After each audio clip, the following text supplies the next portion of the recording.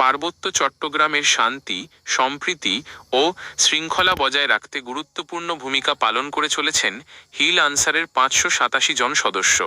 ১৯৮৬ সালের ২২শে জুলাই প্রতিষ্ঠার পর থেকে দীর্ঘ ৪ দশকেরও বেশি সময় ধরে তারা এই অঞ্চলের নিরাপত্তা ও উন্নয়নে নিয়োজিত রয়েছেন।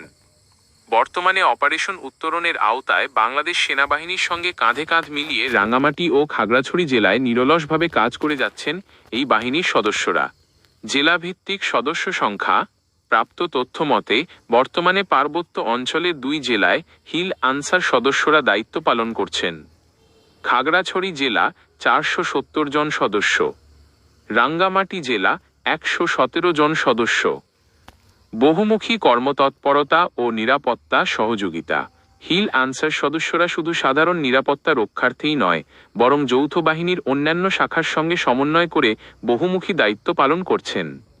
তাদের প্রধান প্রধান কাজের মধ্যে রয়েছে যৌথ বাহিনীকে সহযোগিতা, বাংলাদেশ সেনাবাহিনী, border guard Bangladesh, BGB, armed police battalion, APBN এবং আনসার ব্যাটালিয়নকে মাঠ পর্যায়ে সার্বিক সহযোগিতা প্রদান, সন্ত্রাস দমন ও তথ্য সরবরাহ, দুর্গম পাহাড়ি এলাকায় সন্ত্রাস দমনে ভূমিকা রাখা এবং কৌশলগত ও গুরুত্বপূর্ণ তথ্য দিয়ে আইন শৃঙ্খলা বাহিনীকে সহায়তা করা, অস্ত্র উদ্ধার ও নিরাপত্তা, বিভিন্ন সময়ে অবৈধ অস্ত্র উদ্ধারে অংশ নেওয়া এবং জাতীয় বা স্থানীয় নির্বাচনকালীন সময়ে নিরাপত্তা নিশ্চিত করা, দুর্যোগ ব্যবস্থাপনা, পাহাড়ি ঢল, ভূমিধস যে কোনো প্রাকৃতিক দুর্যোগে সাধারণ মানুষকে উদ্ধার এবং পুনর্বাসন কাজে অগ্রণী ভূমিকা পালন। সংশ্লিষ্ট সূত্র জানিয়েছে, পার্বত্য অঞ্চলের শান্তি ও নিরাপত্তা বজায় রাখতে হিল আনসার সদস্যদের ভূমিকা দিন দিন আরও গুরুত্বপূর্ণ হয়ে উঠছে।